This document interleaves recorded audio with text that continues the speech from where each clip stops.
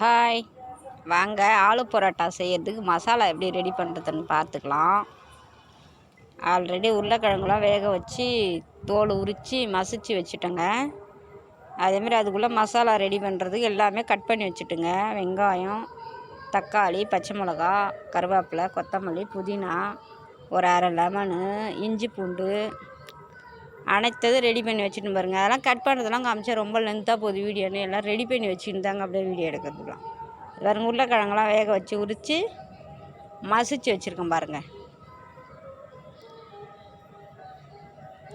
அங்கே அடுப்பு ஆன் பண்ணி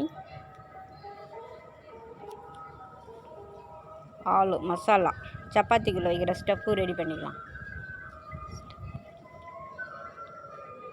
பாருங்க.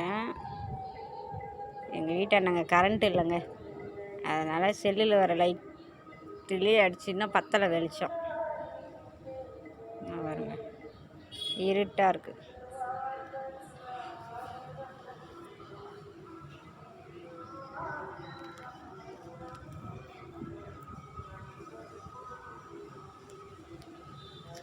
நாங்கள் கொஞ்சம் பட்டை லவங்கெல்லாம் போட்டுக்கலாம்.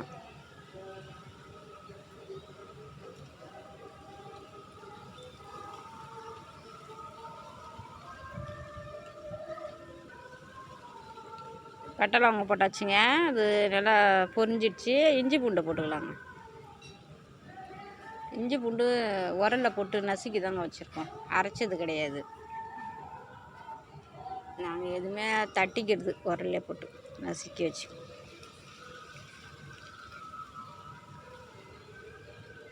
பச்சை மிளகா போட்டுக்கலாங்க.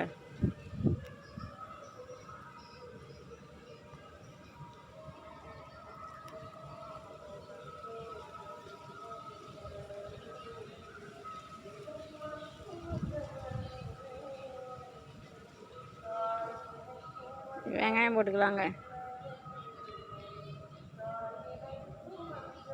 வதக்கிறது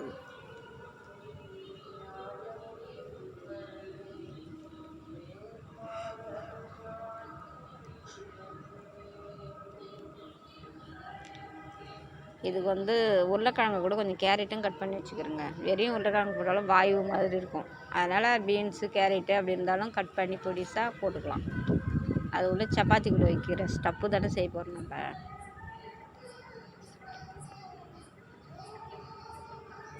அதனால் எந்த காயாக இருந்தாலும் போட்டு நல்லா வதங்க வச்சுக்கணும். தண்ணி ஊற்றிலாம் வேக வைக்கக்கூடாது.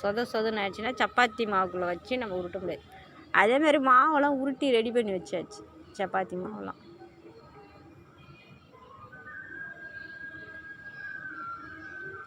நல்லா மாவை பிசைஞ்சு அரை மணி நேரம் ஊற வச்சு அதை உருண்டை பிடிச்சி ரெடி பண்ணி வச்சுக்கிறோம் சப்பாத்தி மாவு. இப்போ மசாலா ரெடி பண்ண உடனே சப்பாத்தி ஊட்டுறது எப்படின்னு பார்க்கலாங்க.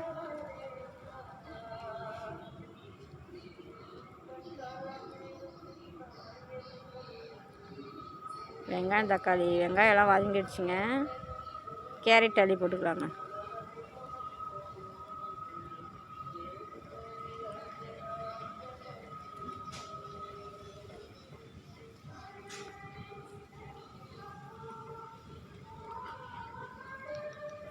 அதேமாதிரி உருளைக்கிழங்கு பேபி உருளைக்கிழங்கு தாங்க போடணும். குட்டி குட்டி உருளைக்கிழங்கு வேக வச்சு மசிச்சு எடுத்தால் தான் பளபளன்னு உப்புமா மாதிரி நல்லா வரும். கொலன்னு ஆகாது. பெரிய உருளைக்கிழங்குனா கொலன்னு ஆகிடும். பேபி உருளைக்கிழங்குனா கொஞ்சம் ரஃப்பாக இருக்கும். கொஞ்சம் வேக வச்சு உதுத்தோம்னா மாவு மசிச்சோம்னாக்கா அப்படியே பளபளன்னு இருக்கும். அதுதான் சப்பாத்தி கூட வச்சு உருட்டும் போது கொலன்னு ஆகாது. அதேமாரி தக்காளியும் குட்டி குட்டி மினி தக்காளி இருக்கும் பாருங்கள். அதுதான் நல்லா கல்லாட்டம் இருக்கும், கொலன்னு இருக்காது. பெரிய தக்காளிலாம் கொலன்னு இருக்கும் அரிஞ்சோம்னாக்கா. மினி தக்காளி கல்லாட்டம் இருக்கும். அந்த மாதிரி இருந்தால் தான் மசாலாவுக்கு பளபளன்னு வரணும். தண்ணியெலாம் ஊற்றி வேக வைக்க முடியாது. அதை அப்படியே வதக்கி மசாலா போட்டு கொஞ்சம் நேரம் வேக வச்சு எண்ணெயிலேயே வேக வைக்கணும்.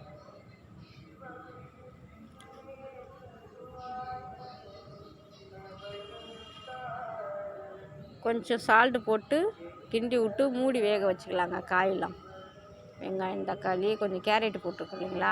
தண்ணி ஊற்றி வேக வைக்கக்கூடாது, சதன்னு ஆகிடும். அதனால் மூடி போட்டு வேக வச்சுட்டு லாஸ்ட்டில் மசாலா போட்டுட்டு உருளைக்கிழங்கு போட்டுக்கலாம். ஆனால் மசாலாலாம் போல் உப்பு மட்டும் போட்டு நல்லா மூடி வச்சு வேக வச்சுனாங்க. அது பாருங்க நல்லா வெந்துடுச்சுங்க மசாலா. அந்த போட்ட காய் எல்லாமே நல்லா சூப்பராக ஃப்ரை ஆயிடுச்சு.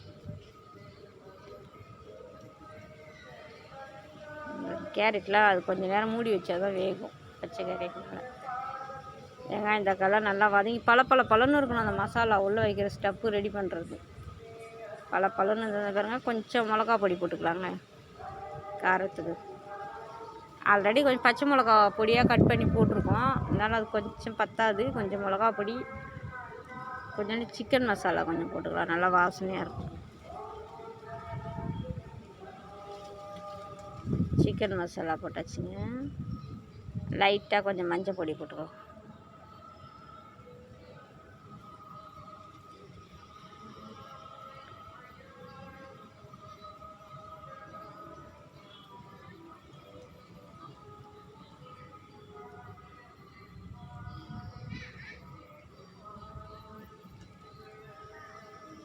கொஞ்சம் சிக்கன் மசாலா போட்டாச்சு. கொஞ்சம் லைட்டாக ஆல்ரெடி மஞ்சள் பொடி போட்டாச்சு.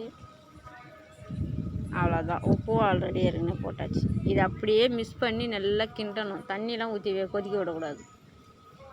கொலன்னு ஆயிடுச்சுன்னா சப்பாத்திக்குள்ளே வச்சு நம்ம ஆலு பரோட்டா செய்ய முடியாது. அப்படியே வெளியில் பிஞ்சிக்கின்னு வந்துடும். இது மசாலா பழன்னு ரெடி பண்ணணும். அதுதான் ரொம்ப கஷ்டம் இதில் ஆல் பரோட்டா செய்யுது.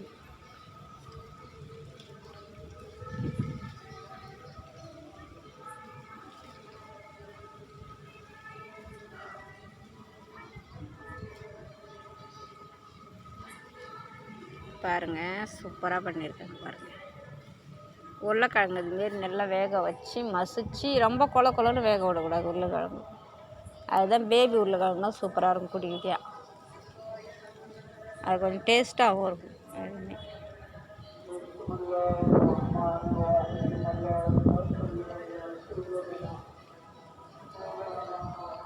பாருங்கள். அதுக்காக உருளைக்கிழங்குலாம் போட்டாச்சு. நல்லா கரண்டியில் போட்டு நல்லா அந்த மசாலாலாம் ஒன்று சேர்கிற மாதிரி நல்லா போட்டு அப்படியே கிண்டிக்கலாங்க. அப்படியே நல்லா மசாலாலாம் ஒன்று சேர்கிற மாதிரி தண்ணிக்குன்னு ஊற்றி வேக வைக்கக்கூடாது. அந்த எண்ணெய் கொஞ்சம் சேர்த்து ஊற்றணும். எண்ணெயிலே தான் அந்த மசாலா வாடை போகிற மாதிரி வதக்கிக்கணும். புளிப்புக்கு ஒரு 4 சொட்டு லெமன் 4 சொட்டு புழிஞ்சு விட்டுக்கலாங்க.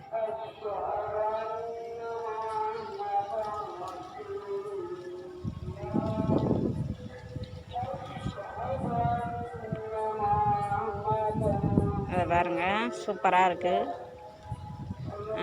நல்லா இருக்குது பாருங்க. இது ரெடி ஆயிடுச்சு மசாலா. அது அப்படியே சூடு ஆறின பிறகு இது எல்லாத்தையும் உருண்டை பிடிச்சி தனியாக தட்டில் வச்சுக்கணும். இந்த பாருங்கள் சூடு ஆறின பிறகு உருண்டை பிடிச்சி வச்சுக்கணும். ஏன்னா நம்ம எத்தனை சப்பாத்தி செய்ய போகிறோமோ அது மாதிரி சப்பாத்தி மாவு உருண்டை பிடிச்சி தனியாக வச்சுக்கணும். அப்போ தான் ஒரு 10 சப்பாத்தியாக அதுக்கு தகுந்த மசாலா இது கரெக்டாக இருக்கும். உருண்டை பிடிச்சி வச்சுக்கினா தான் இதுக்கு அதுவும் கரெக்டாக இருக்கும். ஒன்று அதை மட்டும் செஞ்சாக்கா இது மீந்து போயிடும். இது செஞ்சால் அது பத்தாமல் போயிடும். அப்படி இருக்கும். ரெண்டும் சரிசமமாக மாவு எவ்வளோ போட்டுக்கிறோமோ எத்தனை உருண்டை சப்பாத்தி மாவு அதேமாரி இந்த மசாலாவும் அத்தனை உருண்டை பிடிச்சி வச்சுக்கணும். அட்ஜஸ்ட் பண்ணி சின்னது பெருசுலாம் கணக்கு இல்லை. அது எவ்வளோ அதுக்கு எல்லாத்தையும் வச்சு உருட்டுறதுக்கு பண்ணிக்கணுங்க. இப்போ வாங்க உருட்டி சப்பாத்தி ஆலு பரோட்டா போட்டுக்கலாம். அது உள்ள ஸ்டப் வச்சு எப்படி மடிக்கிறதுன்னு பாருங்கள். நல்லா மெலிசாக விட்டுறது நான் எப்படின்னு சொல்லித்தரேன் பாருங்கள். அது உள்ளே வந்து மசாலா வச்சு மெலிசாக வரணும் உருட்டி. அப்போ தான் நல்லாயிருக்கும்.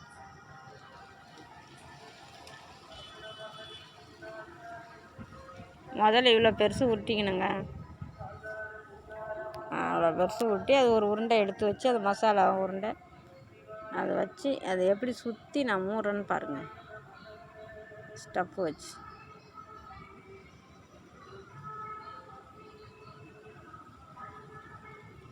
அப்படி வச்சு சுற்றி மடிக்கணும். அப்படி மடித்து உருட்டினா தான் அதில் உள்ளக்கிற மசாலா வெளியில் வராமல் இருக்கும்.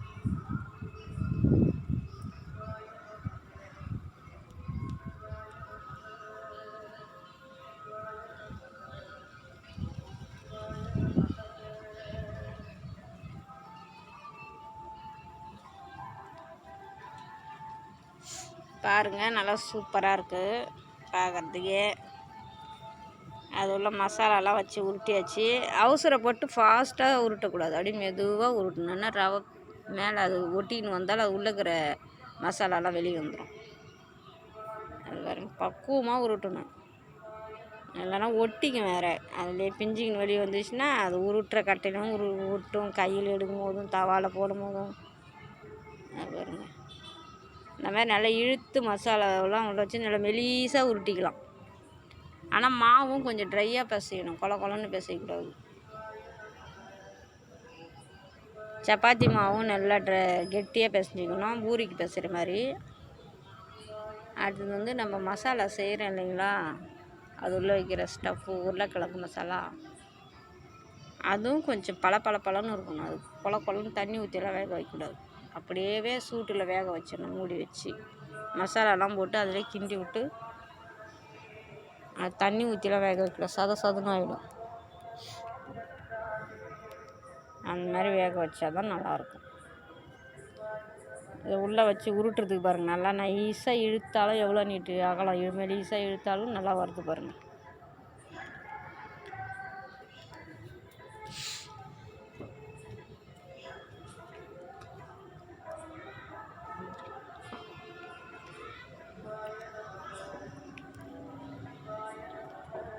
அது பாருங்க, சப்பாத்தி அதுக்குள்ளே ரெடி ஆகிட்டே இருக்குது. பரோட்டா, ஆலு பரோட்டா ரெடி ஆகிட்டே இருக்குது. அது திருப்பி போட்டுக்கலாங்க.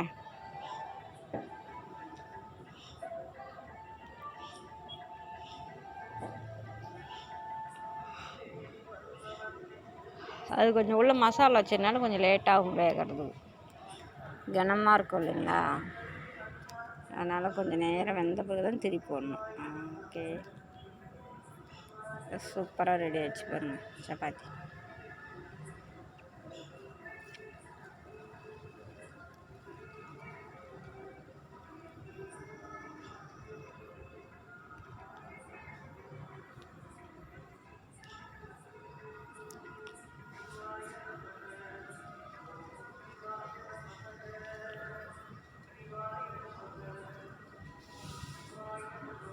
பாருங்க, சப்பாத்தி ரெடி ஆகிடுச்சு சூப்பராக.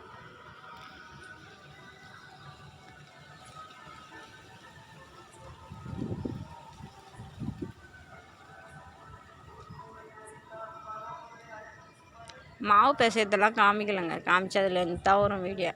அதனால் எல்லாத்தையும் ரெடி பண்ணி வச்சுக்கிட்டு அப்படியே ஸ்டப்பு ரெடி பண்ணி அப்படியே சப்பாத்தி அப்படியே போட்டு காமிக்குது. அதே 15 நிமிஷம் 10 நிமிஷத்துக்கு மேலே வந்துட்டு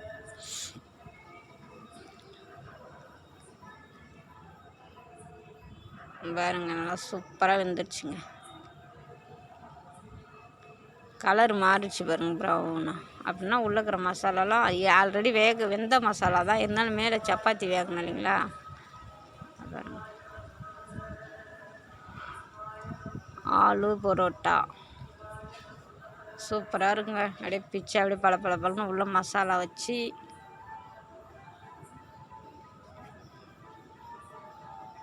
அது பாருங்க, சாப்பிட்றதுக்கே சூப்பராக இருக்கும்.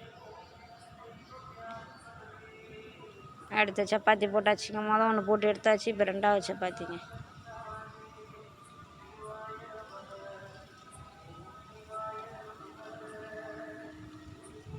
ரெடி பண்ணி வச்சுங்க, வாங்க சாப்பிட்லாம். ஆலு பரோட்டா ரெடி ஆகிடுச்சு சூப்பராக. பாருங்க, அதுக்கு தொட்டுக்க சாஸ் வச்சுருக்கேன். அது மசாலா தொட்டுக்கே இது வேண்டாம், அப்படியே சாப்பிட்லாம். அது உள்ளக்கிற மசாலாவோட உருளைக்கிழங்கு மசாலா தான் செஞ்சுருக்கேன், அதில் எல்லா காயும் போட்டு அதே அப்படியே பிச்சு சாப்பிட்லாம். இருந்தாலும் அதுக்கு வெளியில் தொட்டுக்குன்னு சிலர் தொட்டுக்கு சாப்பிட்றவங்க சாஸ் வச்சுருக்கோம் நாங்கள், அதுக்கு தொட்டு சாப்பிட்டா சூப்பராக இருக்கும். வேறுங்க, சூப்பராக இருக்குது ஆலு பரோட்டா. செய்யறதுக்குள்ளே அடிக்கிற வெயிலில், கத்திரி வெயிலுக்கு அடுப்பாண்ட கரண்ட்டு வேறு இல்லை, ரொம்ப ரிஸ்க் எடுத்து செஞ்சேங்க.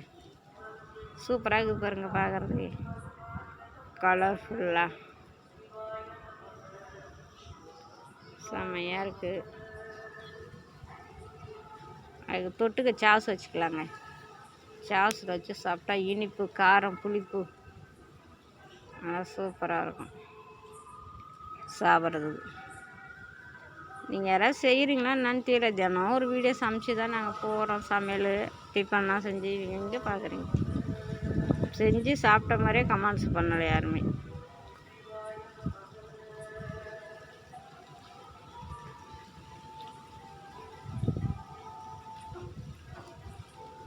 பாருங்கள், நீங்களும் செஞ்சு சாப்பிட்டுட்டு எப்படி இருந்ததுன்னு கமெண்ட்ஸ் பண்ணுங்கள். டெய்லியும் ஒரு லைக் பண்ணிவிடுங்க வீடியோவுக்கு. புதுசாக பார்க்குறவங்க வந்து சப்ஸ்கிரைப் பண்ணிக்கோங்க. பார்க்குற வீடியோ முழுசாக பாருங்கள். அப்போ தான் சமைக்கிறது எப்படின்னு உங்களுக்கு புரியும். கொஞ்சம் பார்த்துட்டு தள்ளி விட்டுறீங்க, அப்புறம் எப்படி புரியும் அது சமைக்கிறது? பாருங்கள் எவ்வளோ சூப்பராக இருக்குது பாருங்கள். ஆலு பரோட்டா சாஸ். பார்த்து பத்திரமா இருங்க.